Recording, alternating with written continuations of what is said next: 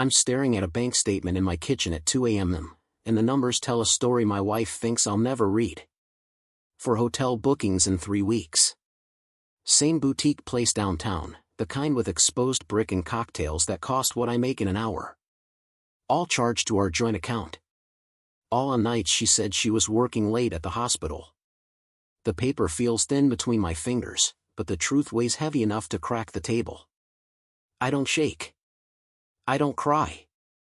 I just sit there in the blue light from the stove clock and let mathematics do what love couldn't. Show me exactly who I married. Before we jump back in, tell us where you're tuning in from, and if this story touches you, make sure you're subscribed, because tomorrow, I've saved something extra special for you. My name is Marcus Webb.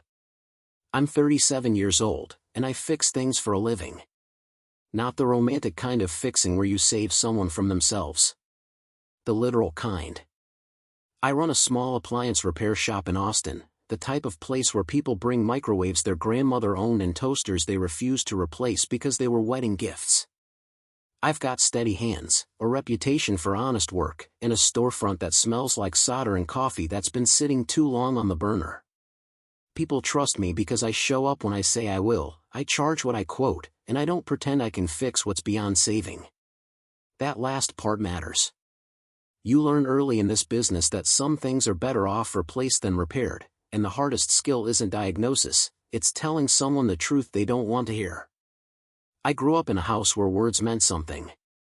My old man drove a mail route for 30 years, same neighborhoods, same dogs barking at his ankles, same careful attention to detail that meant nobody's light bill ever went to the wrong address. He taught me that reliability isn't flashy. It's the cumulative weight of 1,000 small promises kept. When he said he'd pick me up at 3:15, he was there at 3:12. When he promised my mother he'd fix the porch railing, it was done by Sunday. He wasn't perfect, but he was present, and that mattered more than I understood until I was older and saw how rare that combination really is. I built my life on that model. Pay your taxes on time. Answer your phone when people call. If you break something, own it and make it right. I thought I'd found someone who operated on the same frequency. I was wrong, but the wrongness took years to show itself, the way rust works under paint you can't see until it's already eaten through. I met Caroline at a fundraiser I didn't want to attend. My buddy dragged me to this hospital charity thing, black tie optional, which meant I wore the one suit I owned and felt like a fraud the entire time. She was in scrubs with a name badge still clipped to her pocket, hair pulled back in a ponytail that had given up hours ago, and she looked as out of place as I felt. We ended up at the same high-top table near the bar, both nursing drinks we didn't really want, watching people network with the kind of aggressive friendliness that makes introverts tired. She made a joke about how the shrimp probably cost more than her student loan payment. I laughed. We talked about real things, work frustrations, the gap between what people say they value and what they actually do, the weird loneliness of being competent in a world that rewards volume over precision. She was an ICU nurse, the kind who worked swing shifts and came home with stories she couldn't tell because of privacy laws but that left shadows under her eyes. I liked that she didn't perform. She didn't try to be charming or mysterious. She just was, tired and real and present in a way that felt like relief. We started small. Coffee between her shifts. A movie where we both fell asleep halfway through because we'd worked too many hours that week. I fixed her blender without her asking, and she left a thank you note on my windshield with a doodle of a cartoon Marcus holding a tiny wrench. The courtship wasn't fireworks. It was steady accumulation. Sunday farmers market trips. Her falling asleep on my couch during a documentary. Me learning to make her coffee the way she liked it, 2 sugars, cream to the color of sand. When I proposed, it was at the same high-top table where we met, no flash mob. No hidden photographer, just a question I met with every cell in my body. She said yes with tears in her eyes and a laugh that sounded like home. We got married at the courthouse on a Thursday because she had a weekend shift and I had a backlog of repairs. Her parents flew in. My dad stood as my witness. We ate barbecue after and went back to work the next day. It felt right. It felt like us. The first 2 years were good. Not perfect, but good in the way that matters, where problems were solvable and communication was honest. She worked brutal hours. I worked long days. We coordinated schedules on a shared calendar and left notes for each other on the kitchen counter. She'd draw little hearts next to reminders to pick up milk. I'd leave her favorite snacks in her lunch bag with post-its that said things like, "You've got this," or "Thank you for saving lives while I fix toasters." We laughed about the gap between our work, how she dealt with life and death while I dealt with broken heating elements, but we both understood that showing up and doing the work mattered, regardless of scale. We talked about kids someday, maybe buying a house with a yard, the kind of future that doesn't need to be exotic to be worth building. I felt like I'd done something right for once. Found a partner who understood that love isn't just the feeling, it's the infrastructure. The daily maintenance. The choice to stay even when it's boring. Then the shifts changed. Small things first, the kind you talk yourself out of noticing because you don't want to be that guy, the paranoid husband who tracks his wife's movements like she's a suspect. She started picking up extra shifts, or so she said, texting me at the last minute that she'd be late, that the unit was understaffed, that she couldn't talk because things were crazy. I believed her because why wouldn't I? Nurses work insane hours. It's part of the job. But the extra shifts didn't show up as extra money. Our joint account didn't reflect overtime. When I asked about it casually, she said the hospital was behind on payroll processing, that it would all catch up eventually. I nodded and let it go because I wanted to trust her more than I wanted to investigate. That's the trap, isn't it? The moment you start checking up on someone is the moment you admit the foundation has cracks, and admitting that feels like failure, like you didn't build it right in the first place. Her phone became a third person in our marriage. Always face down on the counter. Always buzzing with notifications she'd glance at and dismiss. She started taking calls in the other room, voice low, and when I'd walk in, she'd wrap up fast with a breezy, "Just a coworker," or "Scheduler confirming next week." I told myself that medical professionals have complicated communication chains. HIPAA exists. Privacy matters. But the feeling in my gut didn't care about logic. It knew something was off the way your hand knows a burner is hot before your brain processes the pain. I started paying attention to patterns. She'd shower as soon as she got home, even on short shifts. She bought new perfume, something sharper and more expensive than what she usually wore. Her work badge, which used to sit on the entry table, started disappearing into her purse immediately. These were small things, micro-adjustments in behavior that individually meant nothing but together formed a picture I didn't want to develop. I tried talking to her. Not accusations, just check-ins. "Are we okay? You seem distant. Is work getting to you?" She'd smile, kiss my forehead, and tell me I was overthinking things. She'd blame exhaustion, the emotional toll of the ICU, the way death becomes routine when you see it every week. She'd say she loved me, that I was the best thing in her life, and I'd feel guilty for even questioning her. Doubt is a funny thing. It makes you feel like the villain in your own story. I'd lie awake at night, listening to her breathe beside me, and wonder if I was crazy. Maybe she really was just tired. Maybe I was projecting insecurity. Maybe the problem was me, not her. I'd recommit to being better, more attentive, more present. I'd plan date nights she'd cancel last minute. I'd cook dinners she'd eat distracted, phone buzzing beside her plate. I'd reach for her hand and she'd squeeze it absently, already somewhere else. The distance wasn't loud. It was a slow leak, the kind you don't notice until the tire is flat and you're stranded. Then came the bank statement. I wasn't snooping. That's important to say, even though it probably doesn't matter now. I was reconciling our accounts for tax prep, something I do every quarter because I'm self-employed and the IRS doesn't accept, "I forgot," as an excuse. I had both our statements spread across the kitchen table, highlighter in hand, categorizing expenses into neat columns. Groceries. Utilities. Business expenses. That's when I saw the charges. For transactions from the same place, the Meridian Hotel, a boutique spot downtown that advertises itself as intimate and discreet.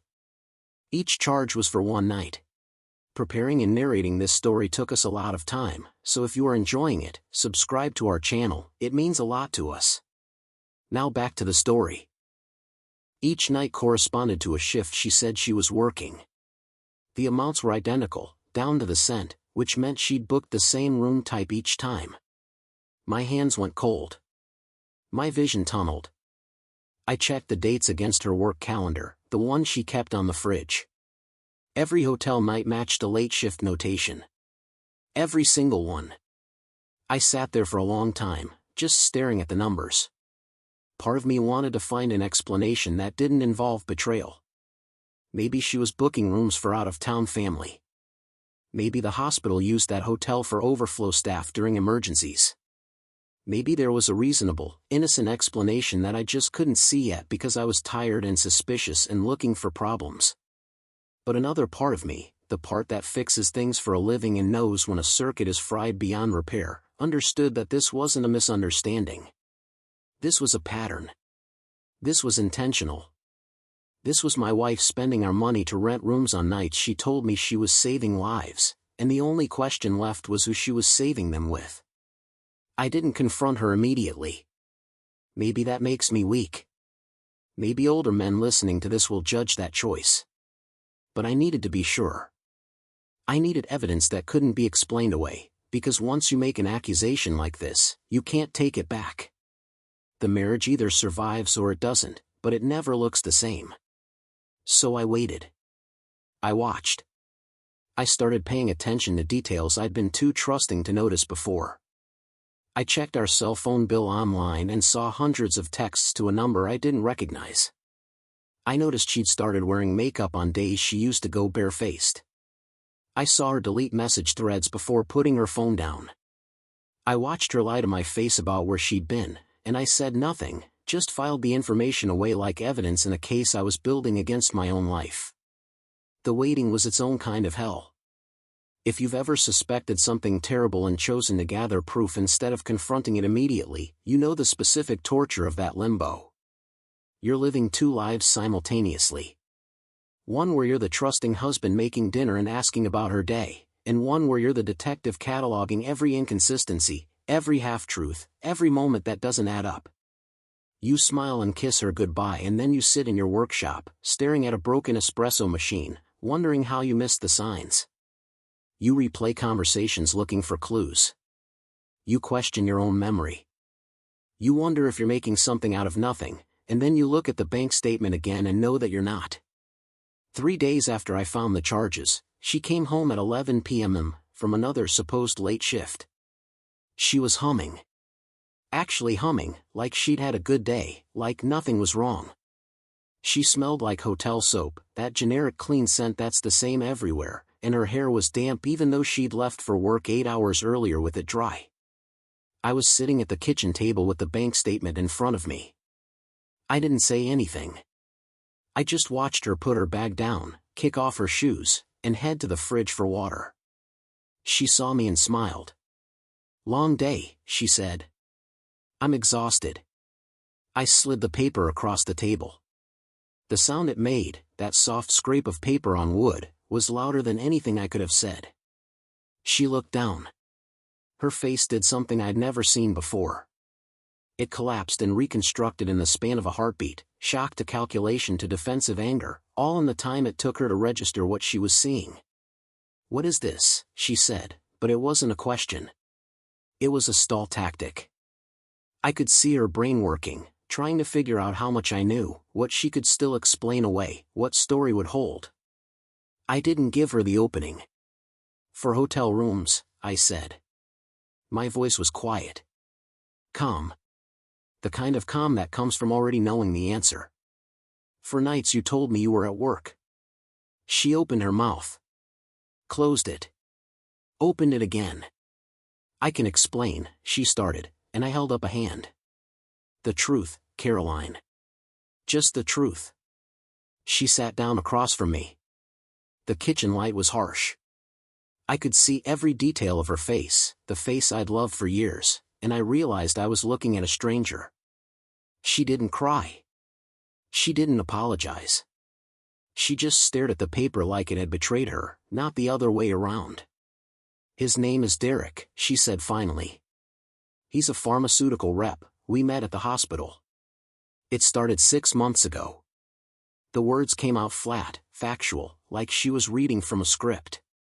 I felt something inside me go very still, the way metal does right before it snaps under pressure.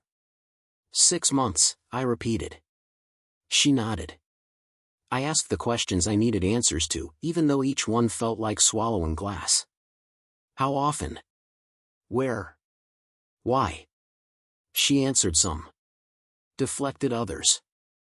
When I asked why she used our money to pay for the rooms, she said it was easier, that she didn't have a separate account, that she didn't think I checked the statements that carefully. That part landed differently than the affair itself. It wasn't just betrayal. It was contempt. She'd bet on my trust, on my lack of suspicion, on the idea that I'd be too busy or too stupid to notice. And for 6 months, she'd been right. I asked if she loved him. She hesitated. That hesitation told me everything. "He makes me feel alive," she said, and I almost laughed. Alive. As if our life together was death. As if reliability and presence and showing up every single day was a cage instead of a foundation. I wanted to ask what alive meant.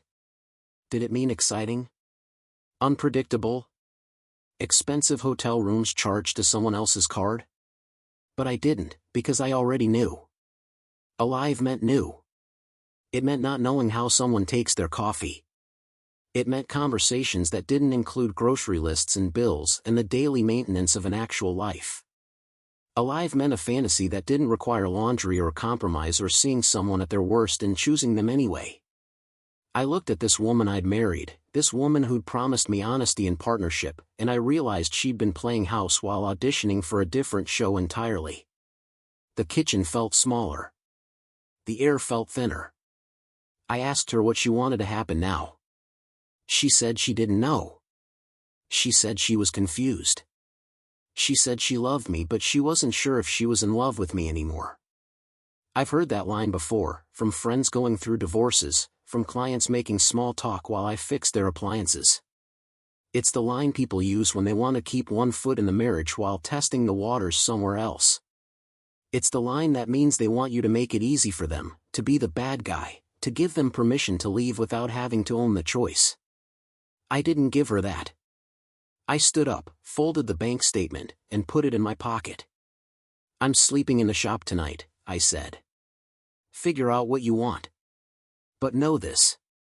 If you choose him, you don't get to come back." She started to cry then, finally, but it felt performative. Like tears were supposed to reset the game board. I walked out before they could land. The shop has a back room with a cot I keep for the occasional all-nighter when a rush job comes in. It smells like machine oil and old coffee, and the fluorescent light flickers in a way that would drive most people crazy but has become white noise to me over the years. I didn't sleep that first night. I just lay there on my back, staring at water stains on the ceiling tiles, trying to figure out how I'd missed 6 months of my wife living a double life. The math kept running through my head. 6 months is roughly 180 days. How many of those days had she kissed me goodbye and driven to meet him? How many nights had she climbed into our bed after being in his? How many times had I told her I loved her while she was mentally somewhere else, with someone else? The numbers didn't add up to anything useful. They just made the emptiness in my chest feel more precise. I've fixed thousands of broken things in my life.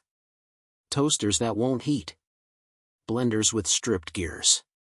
Coffee makers where the thermal fuse blew because someone ran them dry. There's always a root cause, always a moment where the failure began, and if you trace it back far enough, you can usually identify the exact point of breakdown. I tried to do that with my marriage. Was it when she started picking up extra shifts? Was it earlier, when we stopped having sex as often, when conversations became logistics instead of connection? Was it something I did or didn't do, something I failed to notice or failed to provide? The questions spiraled, and I realized this was the difference between machines and people. Machines break for clear reasons. People break for reasons they often can't articulate even to themselves, and sometimes the breaking isn't a sudden catastrophic failure but a slow choosing of something else, one small decision at a time until the distance becomes a canyon. Morning came gray and cold. I made coffee on the hot plate I keep in the shop, drank it standing up, and opened for business at 8 like always. A woman brought in a vacuum cleaner that wouldn't hold suction. A college kid needed his gaming console controller fixed before a tournament. An older man, maybe 70, brought in a radio his father had owned, the kind with actual tubes, and asked if I could bring it back to life. I took each job, wrote up the tickets, focused on the work because work doesn't ask questions about your personal life. Work just requires competence and attention. By noon I diagnosed 4 problems and fixed 2.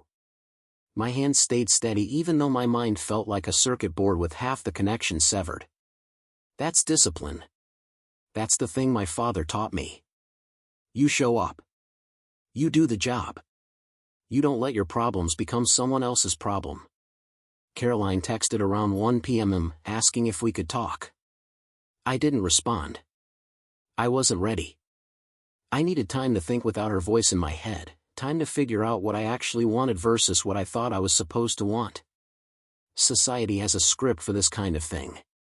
The wronged spouse is supposed to either forgive and work through it or leave immediately in righteous anger. But real life doesn't come with those clean options. Real life comes with shared leases and joint bank accounts and years of accumulated history that doesn't just evaporate because someone made a catastrophic choice. I thought about my parents, how they'd weathered rough patches I only understood as an adult. I thought about friends who'd survived infidelity and friends who hadn't. I thought about what I could live with and what would kill me slowly if I tried to swallow it. By mid-afternoon I had clarity on one thing. I couldn't make a decision while living in limbo. I needed information. I needed to understand the full scope of what had happened, not just the sanitized version Caroline had given me in our kitchen. So I did something I'm not proud of but won't apologize for either. I drove to the Meridian Hotel. It's one of those places that tries too hard to be sophisticated, all dark wood and dim lighting and staff who act like they're guarding state secrets instead of checking people into rooms. I walked up to the front desk where a young woman with perfect makeup and a name tag that said Amanda greeted me with a practiced smile. I told her I wanted to book a room for next week. She pulled up the system, asked what type, and I said whatever was available. I wasn't picky. While she typed, I asked casually if they did corporate rates. She said they did. I mentioned my wife worked at the hospital and had stayed here a few times for convenience. Did they have her on file? Amanda's fingers paused on the keyboard. Her smile got tighter. Sir, I can't give out information about other guests. I nodded, understanding. I pulled out my wallet, laid down my credit card, and said I wasn't asking for information about a guest. I was asking about charges to my own card. Our joint account. I showed her my ID, showed her the bank statement with the charges circled. She looked uncomfortable. She glanced over her shoulder to see if a manager was nearby. I didn't push. I just waited, patient as I'd wait for glue to dry on a repair job. Finally, she leaned in slightly and lowered her voice. Those reservations were made under a different name. Not your wife's. A male name. But the card on file matches the one you're showing me. She wouldn't tell me the name. Hotel policy. But she didn't have to. The picture was clear enough. I thanked her, canceled the booking I'd pretended to want, and walked back to my truck. Sitting in the parking lot, I called the number I'd seen repeatedly on our cell phone bill. It rang 4 times and went to voicemail. A man's voice, smooth and confident, the kind that probably works well in sales. You've reached Derek Martinez. Leave a message and I'll get back to you. I hung up without saying anything. I Googled the name. Found his LinkedIn. Pharmaceutical sales, just like Caroline had said. Good looking in that generic way, strong jaw, expensive haircut, photos from conferences and golf outings. His profile said he valued authenticity and meaningful connections. I almost laughed at that. Here was a man sleeping with someone else's wife and calling it authentic. Here was a man booking hotel rooms on my dime and probably telling himself some story about how it was fate or passion or whatever narrative people build when they want to feel good about doing bad things. I drove back to the shop, parked in the alley, and sat there for a while. A delivery truck blocked part of the street. Someone's car alarm went off and then stopped. Life continued around me like it always does, indifferent to personal catastrophe. I thought about confronting Derek, driving to wherever he worked and making him face me, making him understand that his fun had a cost that someone else was paying. But what would that solve? He wasn't the one who'd made vows to me. He wasn't the one wearing my ring. He was just the person she'd chosen over what we'd built, and that choice was hers, not his. Blaming him was easier than facing the real issue. My wife had looked at our life together and decided it wasn't enough.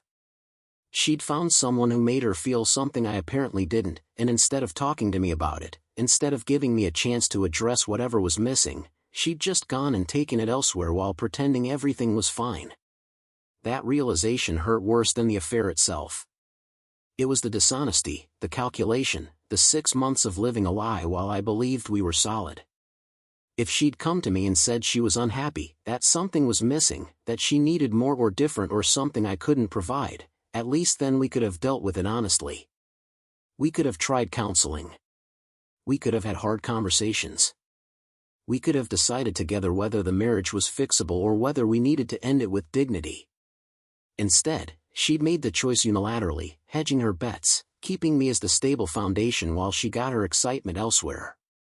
That's what I couldn't forgive. Not the attraction to someone else, not even the physical betrayal, though that hurt plenty. It was the contempt embedded in every lie, the disrespect of thinking I wouldn't notice or wouldn't care enough to check. I went back into the shop and threw myself into work. Fixed the vacuum. Ordered parts for the gaming controller. Spent 3 hours on the vintage radio, carefully testing each tube, cleaning contacts, replacing dried-out capacitors. The owner had said it was his dad's radio, that his father had passed recently, that hearing it work again would mean everything. I understood that. Objects carry weight beyond their function. They're anchors to people and times we've lost. I wanted to give him that, wanted to make something work correctly again, wanted to prove to myself that not everything broken was beyond repair. By the time I got the radio playing, static-free and warm, it was after 9 p.m. I called the owner. Told him it was ready. He sounded like he might cry. He said he'd pick it up tomorrow, that he couldn't wait to hear his dad's voice again in his memory, tied to that sound. When he hung up, I sat in the quiet shop and let myself feel something other than anger. I felt useful. I felt competent. I felt like maybe I wasn't completely lost. Caroline called that evening. I answered because avoiding her forever wasn't realistic. Her voice was small, tentative. She asked where I was. I told her I was at the shop. She asked when I was coming home. I said I didn't know if that was home anymore. Silence on her end, the kind that holds 100 unspoken things. Then she said, "We need to talk about this, Marcus. We need to figure this out." I agreed we did, but not yet. Not until I had my head clear. She started to cry. Real tears this time, I could tell by the catch in her breathing. She said she was sorry. She said she'd made a terrible mistake. She said she wanted to fix it. I asked her a question I'd been holding since the kitchen conversation. "Are you still seeing him?" More silence. Then a quiet yes. That was all I needed to hear. I told her to take her time, figure out what she actually wanted, and then we'd talk. I hung up before she could argue. Sleep came easier that second night, probably because my body was exhausted from running on adrenaline and caffeine. I dreamed about broken things, a warehouse full of appliances I couldn't fix fast enough, each one more damaged than the last. I woke up at 5 a.m. in a cold sweat and decided to go for a run. I'm not a runner. I've always preferred working with my hands to working out, but I needed to move, needed to burn off whatever was churning inside me. I ran through the empty streets of Austin, past closed storefronts and the occasional homeless person bedded down in a doorway, past the Capitol building lit up like a monument to order and structure, and I thought about what I wanted my life to look like. Did I want to fight for a marriage that maybe wasn't as solid as I believed? Did I want to start over at 37, alone, rebuilding from scratch? Did I want to be the kind of man who forgave infidelity or the kind who drew a hard line at betrayal? The questions didn't have easy answers, but the running helped. By the time I got back to the shop, my head was clearer. I showered in the small bathroom, changed into clean clothes I kept in a locker, and opened up at 8 sharp. Life continued. Customers came in. I took their broken things and promised to make them whole. A pattern emerged over the next few days. I'd work, exhaust myself, sleep at the shop, and avoid any meaningful contact with Caroline beyond logistical texts. She stopped asking when I was coming home and started asking if we could meet somewhere neutral to talk. I wasn't ready. I needed distance. I needed to remember who I was without her, needed to make sure any decision I made came from clarity and not from fear of being alone. About a week after the bank statement revelation, my buddy Marcus called. We'd been friends since high school, one of those friendships that survives distance and life changes because the foundation is solid. He'd gotten married young, divorced at 30, and rebuilt his life with a wisdom that only comes from surviving something that almost destroyed you. I told him what was happening. I didn't sugarcoat it. I laid out the facts like I was explaining a faulty circuit diagram. When I finished, he was quiet for a moment. Then he said something that landed hard. "Brother, I'm sorry. That's brutal. But here's the thing you need to hear.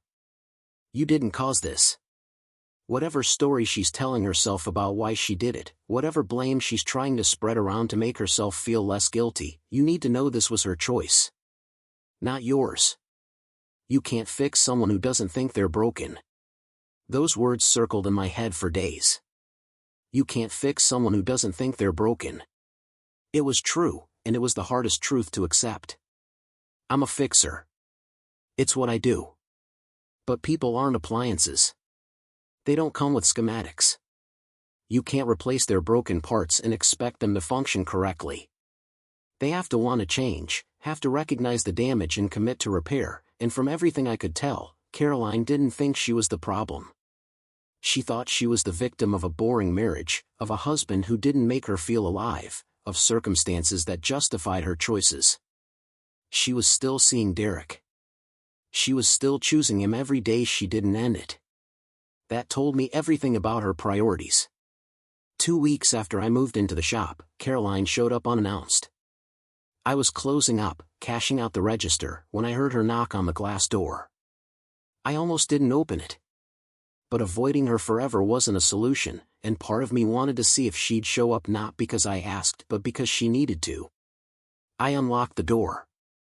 She stepped in looking smaller than I remembered, hair pulled back, no makeup, wearing jeans and one of my old sweatshirts. She looked around the shop like she'd never seen it before, even though she'd been here dozens of times over the years. I locked the door behind her and waited. She spoke first. I ended it. With Derek. I ended it yesterday. I waited for relief to hit. It didn't. Ending it wasn't the same as choosing me. It just meant she'd realized her fantasy couldn't hold up against reality. She continued talking, words tumbling out like she'd been rehearsing them. She said she'd been stupid, selfish, caught up in something that felt exciting but was actually hollow. She said Derek wasn't who she thought he was, that when she'd tried to have real conversations with him about the future, he'd backpedaled, made it clear he wasn't looking for anything serious. She said she'd thrown away something real for something fake, and she wanted to fix it. She wanted us to go to counseling. She wanted another chance. I listened without interrupting, and when she finished, I asked the question that mattered most. Why did you do it? Not the surface answer about him making you feel alive. The real answer. She looked at me, and for the first time in weeks, I saw something honest in her face. I don't know. I think I got scared. Scared of what? Of this being it. Of us being the rest of my life. Of routine and predictability and never feeling that new relationship rush again. There it was. The truth underneath the affair. She'd been terrified of commitment, terrified of the very stability I'd worked to build, and instead of dealing with that fear, she'd sabotaged what we had. I understood fear. I understood the human instinct to run from things that feel too permanent, too final. But understanding doesn't mean accepting. I asked her if she thought counseling could fix that. She said she didn't know but wanted to try. I told her I'd think about it, but I needed more time. She started crying again, and this time I could tell it was genuine, not performative. She said she was sorry over and over until the words lost meaning. I told her she should go. She hesitated at the door, like she was waiting for me to hug her or tell her it would be okay. I didn't. I just held the door open until she left. That night I called my dad. It was late, but he's always been a night owl. He answered on the second ring, voice rough from years of smoking he'd finally quit. I told him what happened, all of it, and waited for judgment or advice or some fatherly wisdom that would make it all make sense. Instead, he sighed. Son, I can't tell you what to do. But I can tell you this. Your mother and I had rough patches. Everyone does. But there's a difference between growing apart and actively betraying trust. One you can come back from. The other requires both people to rebuild from nothing, and most folks don't have that in them. You need to ask yourself if you can look at her every day and not see what she did. If the answer is no, then it's already over. You're just postponing the funeral. His words hit different than my friends had. They weren't about blame or fixing. They were about capacity. Did I have the capacity to rebuild trust with someone who'd spent 6 months lying to my face? Did I have the emotional reserves to go through counseling, to relive the betrayal over and over in therapy sessions, to do the work of repair while knowing she'd chosen someone else? I thought about it honestly. I thought about what forgiveness would require. Not just saying the words but meaning them. Not just staying married but actually letting go of the resentment. I thought about waking up next to her 10 years from now and whether I'd still be wondering when she'd do it again. The answer scared me because it was clear. I couldn't do it. I didn't have it in me to forget, and pretending I could would destroy us both slowly. The next day I called a lawyer. Not because I'd made a final decision, but because I needed to understand what divorce looked like practically. We didn't have kids. We rented our apartment. We had joint accounts but no major assets beyond my business, which was mine before we married. The lawyer, a woman in her 50s with kind eyes and a no-nonsense demeanor, walked me through the process. She said Texas is a no-fault state, which meant the affair didn't legally matter for the divorce itself, only potentially for asset division. She said it would be relatively straightforward given our situation. She asked if I wanted to proceed. I said I wasn't sure yet. She nodded, understanding. Take your time. But know that the longer you wait, the harder it gets to separate finances and lives. People get tangled up, and cutting those threads requires decisiveness. I thanked her and left with a folder full of information I hoped I wouldn't need but suspected I would. Caroline texted me daily. Nothing heavy, just small updates. She'd found a therapist. She'd talked to her mom about everything. She'd been sleeping poorly, missing me, hoping we could have dinner and talk. I responded minimally. I wasn't trying to punish her. I genuinely didn't know what to say. The anger had faded into something duller and more permanent. Not rage but disappointment, the kind that settles into your bones and changes how you see someone. I'd loved her. Part of me still did, the part that remembered who she'd been before all this, the woman who drew hearts on grocery lists and fell asleep during documentaries. But that woman felt like fiction now, a character I'd invented to avoid seeing the real person. The real person made choices I couldn't respect. The real person had used our money to fund her affair and called another man more alive than her husband. That person I didn't love. That person I didn't even like. 3 weeks in, I agreed to meet her for coffee. Neutral ground, public place, time limit. She suggested the cafe where we'd had some of our early dates. I chose somewhere we'd never been together. I didn't want old memories contaminating whatever conversation we needed to have. She arrived first, already seated with 2 cups in front of her. She'd ordered my usual. The gesture felt manipulative even if it wasn't intended that way. I sat down across from her and waited. She'd asked for this meeting. She could start it. She began with therapy progress, how her therapist said she had commitment issues stemming from her parents' messy divorce, how she was working on understanding her patterns. I listened without responding. She shifted tactics. Asked about the shop, about mutual friends, about my dad. Small talk felt absurd given the circumstances, but I answered briefly. Finally, she got to the point. I want to fight for us, Marcus. I know I destroyed your trust. I know it'll take time. But I want to try. Will you go to couples counseling with me? I looked at her, really looked at her, and saw desperation but not necessarily love. She wanted absolution more than she wanted me. She wanted to not be the villain in this story. I asked her a question I'd been holding. When you were with him, did you think about me? She blinked, confused. What do you mean? I mean when you were in those hotel rooms, when you were lying to me about working late, when you were spending our money on someone else, did you think about how it would affect me if I found out? She looked down at her coffee. Honestly? No. Not in those moments. I was just thinking about myself, about how it felt, about the escape from reality. That answer was, paradoxically, the most honest thing she'd said in weeks. It was also confirmation of what I already knew. She hadn't betrayed me in a moment of weakness or confusion. She betrayed me consistently, repeatedly, with full knowledge of what she was doing. That wasn't a mistake. That was a choice she'd made over and over. I told her I appreciated her honesty, but I couldn't do counseling. Not because I didn't believe in it, but because I didn't believe we had anything left to counsel. The foundation was gone. You can't repair a house with no foundation. You have to rebuild from scratch, and I didn't want to rebuild this. I wanted to move forward, and that meant moving forward separately. She started crying quietly, not the loud performative kind but the resigned kind, like she'd known this was coming but held out hope anyway. She asked if there was anything she could do to change my mind. I said no. Some things aren't fixable, and knowing when to let go is as important as knowing when to hold on. We sat there in silence for a few minutes, the cafe noise swirling around us, other people's conversations about normal problems filling the space. Then she asked what happens now. I told her I'd spoken to a lawyer. That I thought divorce was the right path. That I didn't want to drag it out or make it uglier than it had to be. I'd be fair about splitting things. I didn't want her stuff. I just wanted out.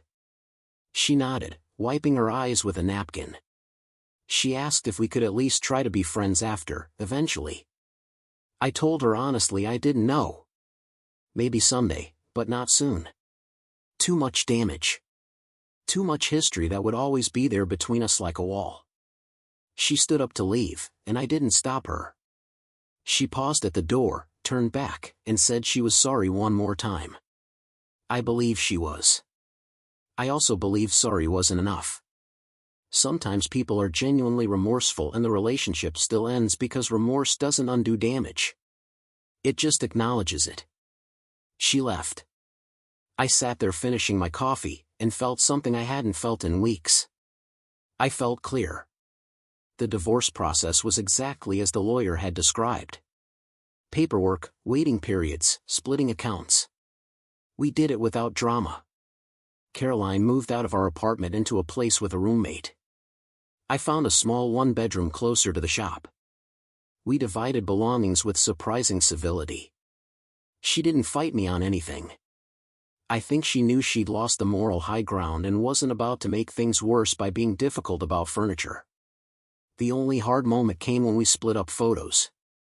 We had albums from our wedding, from trips we'd taken, from the years when we'd been genuinely happy. She wanted copies of everything. I told her to keep the originals. I didn't need photographs to remember what we'd been. I'd carry that with me regardless. She thanked me quietly and left with 3 boxes of memories I'd never look at again. The day the divorce was finalized, I didn't feel relief or sadness. I felt tired. Bone-deep exhausted from 6 months of emotional chaos. My buddy Marcus took me out for a beer.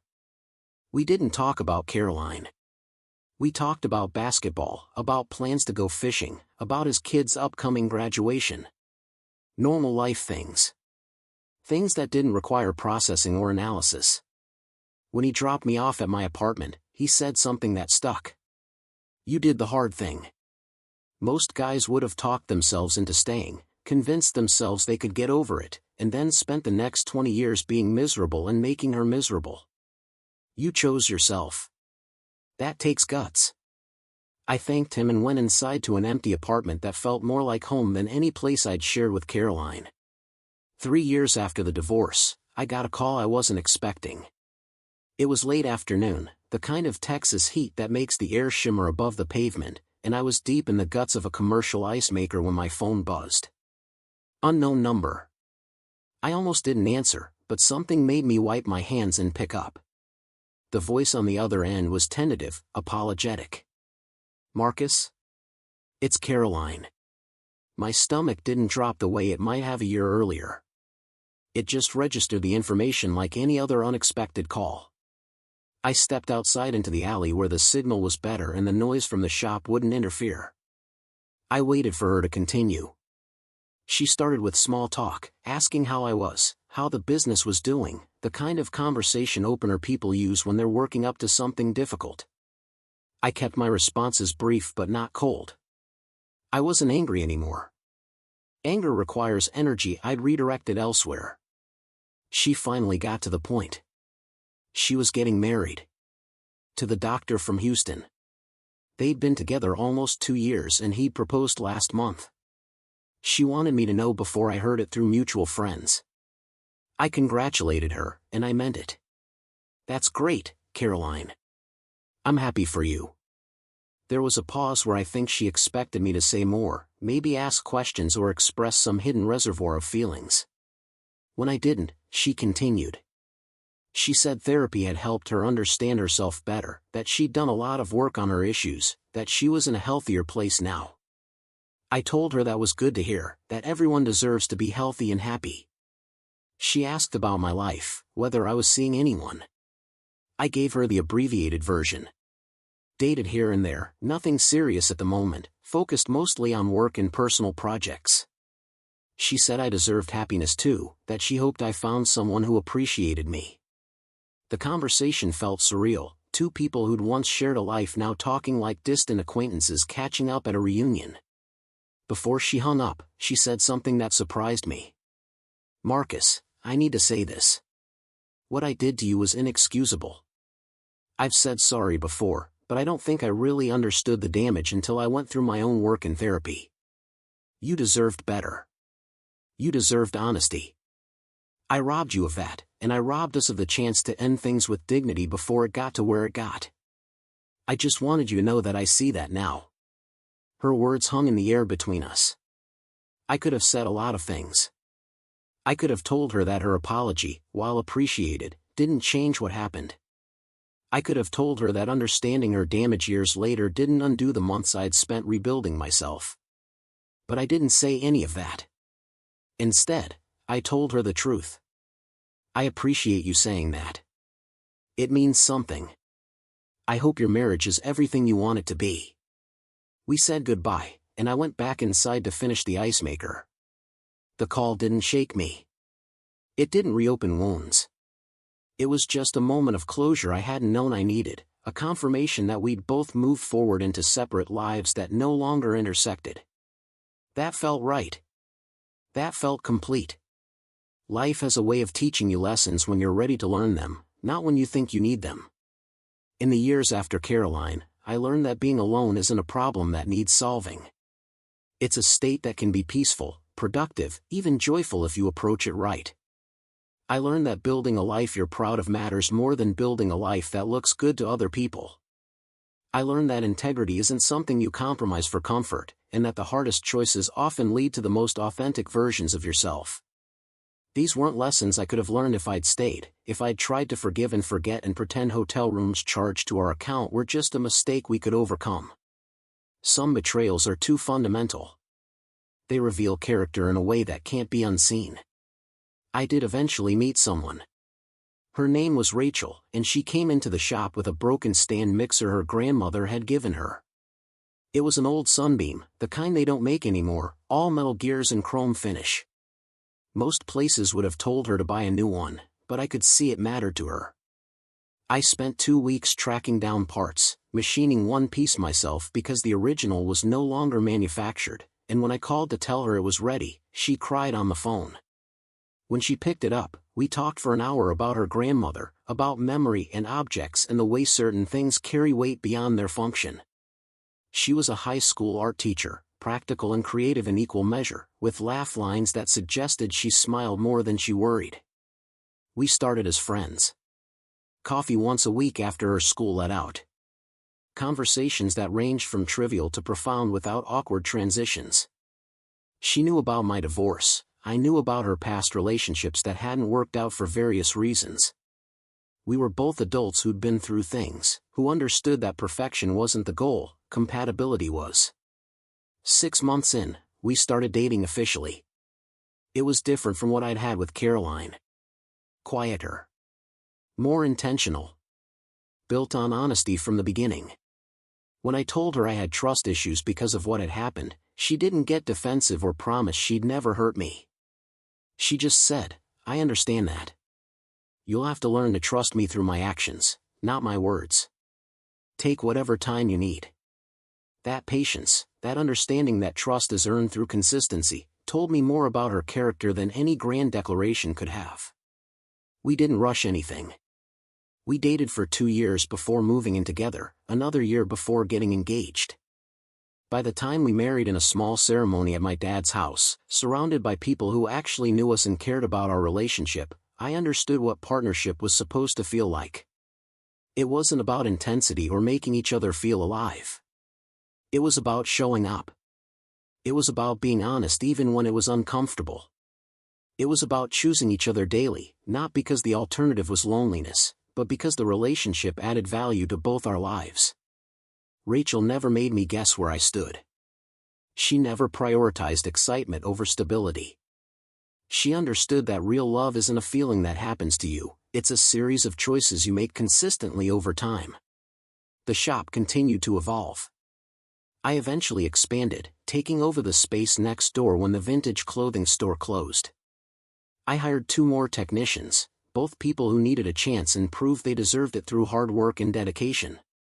We started doing more community work, fixing appliances for low-income families at cost, teaching repair workshops at the library, creating a small scholarship fund for kids interested in learning trades. The business became more than just income. It became a way to contribute, to pass on skills, to prove that honest work and fair dealing still mattered in a world that often felt like it rewarded the opposite. I made good money, not wealthy but comfortable, and comfort earned through integrity felt better than any amount made through shortcuts. My dad passed away when I was 41. It was sudden, a heart attack that gave him no time to prepare or say goodbye. At his funeral, people I'd never met came up to tell me stories about how he'd helped them. How he'd noticed their address was wrong on a piece of mail and tracked them down to make sure they got it. How he'd gone out of his way to deliver packages when someone was sick or elderly. How he'd been the kind of person who did the right thing simply because it was right, not because anyone was watching or rewarding him. Listening to those stories, I understood that my father had taught me more than reliability. He'd taught me that character is what you do when no one's keeping score, and that living with integrity is its own reward, separate from recognition or applause. I inherited his house, the one I'd grown up in, and Rachel and I decided to keep it. We sold my apartment and her rental and moved into the place that held all my childhood memories. It needed work, updating that my dad had put off because he was practical to a fault, but we tackled it together. Stripped wallpaper. Refinished floors. Replaced fixtures. Each project was a way of honoring him while making the space ours. In his workshop in the garage, I found his tools, each one labeled in his careful handwriting, each one maintained and organized. I kept them all. Started using them. Taught Rachel's nephew, who was interested in building things, how to use a lathe and a drill press and a belt sander. Passed on what had been passed to me. Sometimes late at night, when Rachel was asleep and the house was quiet, I'd think about the bank statement. About that moment in my kitchen when numbers revealed truth. About the choice I'd made to leave rather than stay and slowly corrode. I'd think about the alternative timeline where I'd chosen differently, where I'd gone to counseling and worked through it and maybe even achieved some version of reconciliation. And I'd know, with absolute certainty, that I'd made the right call. Not because Caroline was a bad person, she wasn't, but because we'd been fundamentally incompatible in ways that betrayal revealed but didn't create. She needed something I couldn't provide, and staying would have meant both of us spending years trying to force a shape that didn't fit. The revenge, if you can call it that, wasn't in any dramatic confrontation or public exposure.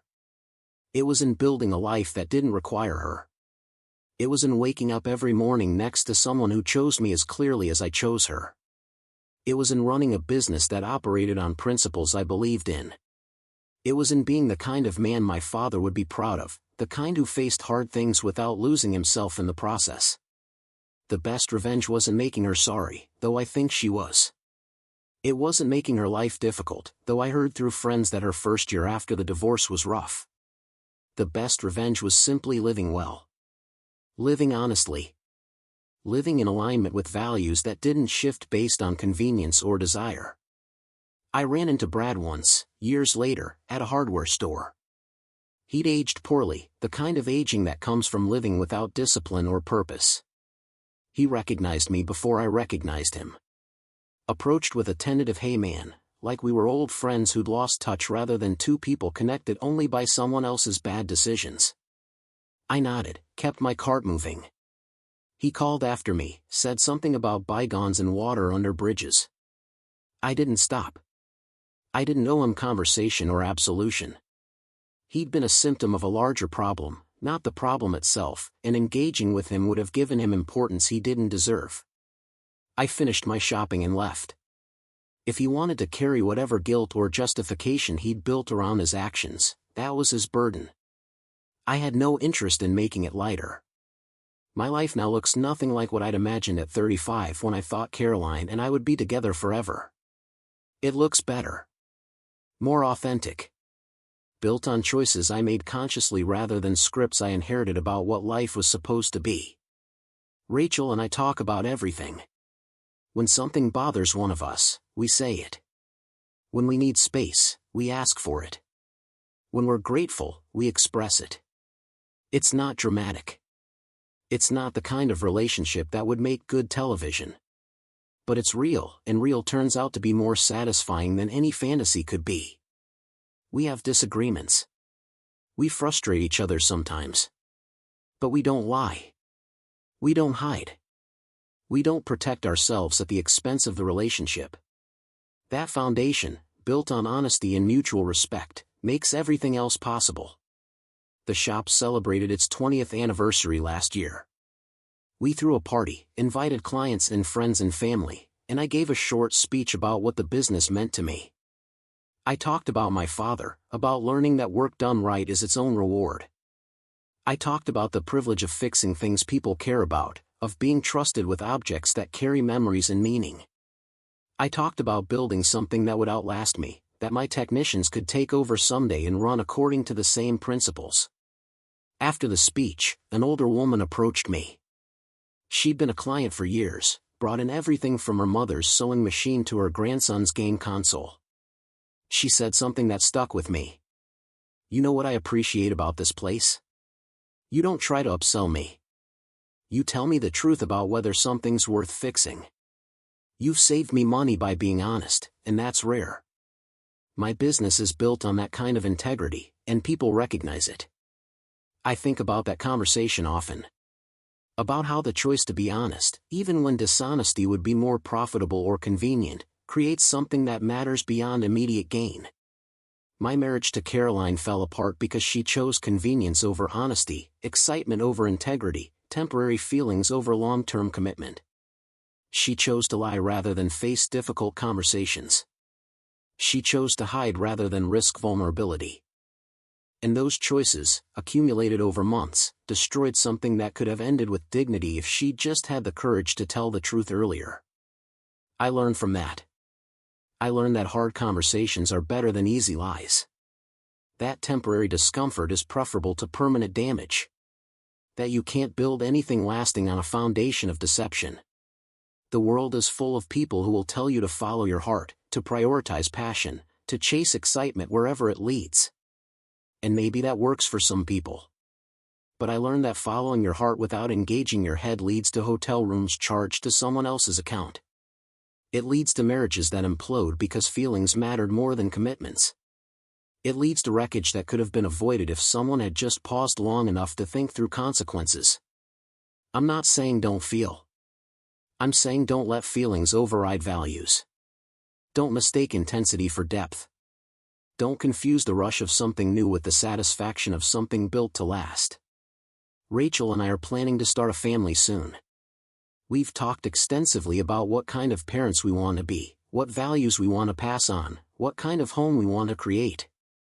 We're approaching it the way we approach everything else, thoughtfully, honestly, with clear communication and shared expectations. It won't be perfect. No family is. But it'll be built on truth, and that matters more than perfection. I think about the kid I'll eventually have, about teaching them to fix things, about passing on lessons my father taught me. About showing them that character is measured in consistent small choices, not grand gestures. About raising someone who understands that integrity is non-negotiable, even when it costs something. When people ask me about my divorce now, which happens less as time passes, I tell them it was hard but necessary. I don't badmouth Caroline. I don't share the details unless someone really needs to hear them for their own situation. I just say we were incompatible in ways we didn't recognize until damage was done, and that leaving was the healthiest choice for both of us. That's true without being cruel. It acknowledges that relationships end for reasons that aren't always one person's fault, even though in this case the infidelity was clearly her choice. But staying bitter, staying angry, staying focused on what she did wrong doesn't serve me. It doesn't make my life better. It just keeps me tied to a past I've moved beyond. The final piece of closure came about 5 years post-divorce. I was cleaning out the garage, making room for new equipment, and I found a box I'd forgotten about. Inside were things from the marriage. Photos, cards, small mementos I'd packed away instead of throwing out. I sat with that box for a while, looked through the contents, remembered the person I'd been when those moments happened. Then I made a decision. I didn't need to keep them.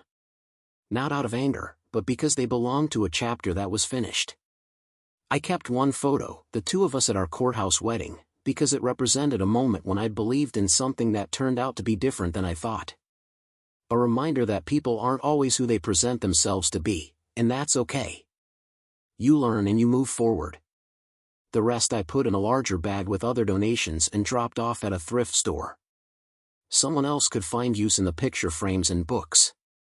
I didn't need them anymore. That act, simple as it was, felt like the true end. Not the divorce papers. Not Caroline's call to tell me she was remarrying. But the choice to physically let go of objects that represented a past I'd carried long enough. I drove back to the shop after, put on my work clothes, and spent the afternoon fixing a vintage record player someone had brought in.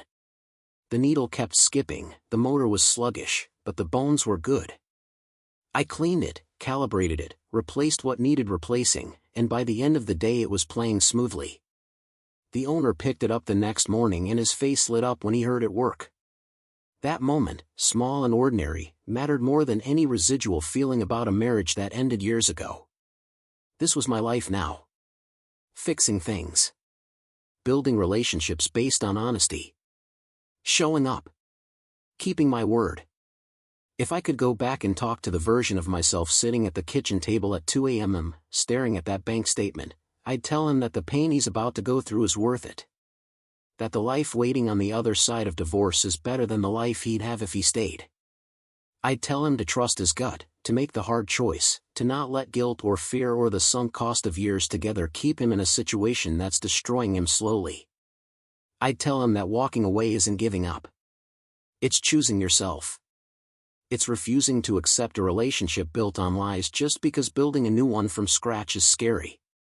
I'd tell him that 3 years from now he'll meet someone who doesn't make him guess. 5 years from now he'll be genuinely happy, not performing happiness while ignoring red flags.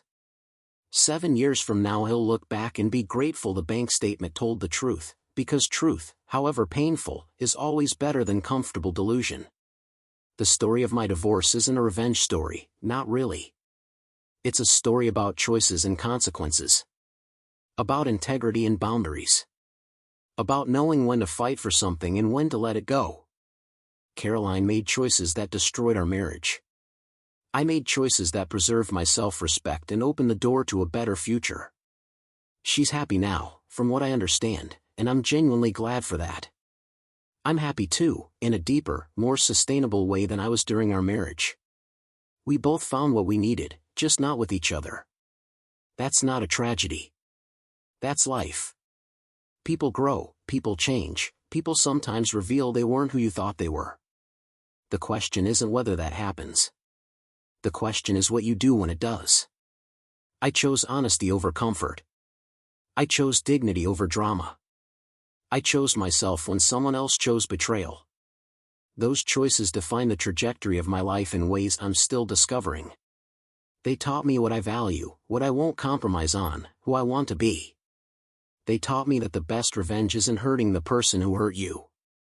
It's building a life so good that their betrayal becomes irrelevant.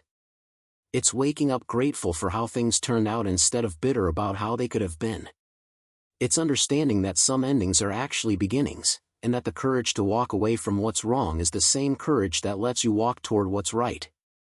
The bank statement told me a truth I didn't want to hear. I'm grateful for it now. Not grateful for the betrayal, but grateful for the clarity. Grateful that I didn't waste another year, another 5 years, another decade in a relationship that was fundamentally broken. Grateful that I had the strength to face reality instead of hiding from it. Grateful that I built a new life on a foundation of honesty instead of trying to repair one built on lies. That gratitude, earned through surviving something hard, is worth more than any relationship that requires you to ignore your gut, compromise your values, or accept betrayal as the price of not being alone. So here's what I'd say to anyone facing something similar. Trust the evidence. Trust your gut. Trust that you deserve someone who chooses you clearly and consistently, not someone who keeps you guessing or makes you compete with others for their attention. Trust that walking away from wrong is its own kind of courage, maybe the most important kind. And trust that the life waiting for you on the other side of that choice, while different than what you planned, can be better than anything you imagined. The best revenge is living well. Living honestly. Living in alignment with your values. Everything else is just noise. Choose yourself. Choose truth. Choose a life you're proud of. The rest will follow. Up next, you've got 2 more standout stories right on your screen. If this one hit the mark, you won't want to pass these up. Just click and check them out. Empty, but honest. Quiet, but mine. Over the following months, I rebuilt my life piece by piece. I established routines that had nothing to do with anyone else's schedule. I cooked meals I wanted to eat. I watched shows I wanted to watch. I spent Sunday mornings at the shop working on projects that interested me, not because they were profitable but because they were satisfying. I fixed that vintage radio's twin, one a client brought in with similar issues. I learned to repair espresso machines, a new skill that required precision and patience. I joined a woodworking class at the community center and built a bookshelf that was slightly crooked but functional. I remembered what it felt like to be just myself, not half of a couple, not someone's husband, just Marcus who fixed things and showed up and kept his word. I dated occasionally. Nothing serious. A few dinners, some conversations that went nowhere, one short relationship that fizzled when we both realized we were using each other as placeholders. I wasn't in a hurry. I'd learned that being alone is different from being lonely, and I was good at being alone. I had work I loved. I had friends who showed up. I had a life that made sense even if it wasn't what I'd planned at 35. Plans change. People change. The measure of a man isn't whether his life goes according to plan. It's whether he adapts when it doesn't and still maintains his integrity. I'd done that. I'd drawn a boundary, enforced it, and moved forward without bitterness poisoning everything I touched. That felt like success even if it didn't look like the success I'd imagined. About a year after the divorce, I heard through mutual friends that Caroline had moved to Houston for a job opportunity. She was dating someone new, a doctor she'd met at her new hospital. I felt nothing hearing that news. Not jealousy, not vindication, just a mild curiosity about how her story was unfolding separate from mine. I hoped she was happy, genuinely. Not because I wanted her back or because I'd forgiven her in some grand gesture, but because her being happy somewhere else meant my decision to leave had been right for both of us. Some people aren't meant to stay together, and forcing it just damages everyone involved. We'd been that. Two people who'd built something neither of us wanted to maintain. Better to acknowledge that and move on than to spend decades in quiet resentment. My shop continued to thrive. I hired a part-time assistant, a kid from the community college who needed work experience and had good hands. I taught him what my father had taught me, that the work matters, that showing up matters, that doing a job right even when no one's watching is the definition of character. He listened in that way young people do when they're genuinely trying to learn, and watching him grow reminded me that life continues, that you pass on what you know and hope some of it sticks. I took more risks with the business. Started offering classes on basic appliance repair, the kind where people could learn to fix small things themselves instead of paying someone. It wasn't as profitable, but it felt good, like I was contributing something useful to the world beyond just commerce. I thought about Caroline less and less. When I did think about her, it was without the sharp pain of betrayal. It was more like remembering a storm I'd weathered, acknowledging it had been difficult but also recognizing I'd survived it and come out stronger. The bank statement that had revealed her affair was still somewhere in my files, but I never looked at it. I didn't need to. The lesson it taught me was etched deeper than paper. Trust is earned slowly and lost quickly. Integrity matters more than excitement. A person who can lie to your face for 6 months can't be trusted with your future. These weren't bitter lessons. They were just true, the kind of truths you learn through experience and carry forward into better decisions. I ran into Derek Martinez once, pure accident, at a coffee shop downtown. He was with colleagues, laughing loudly about something, and I recognized him from his LinkedIn photo. He didn't recognize me. Why would he? I was just the abstract concept of husband, not a real person in his mind.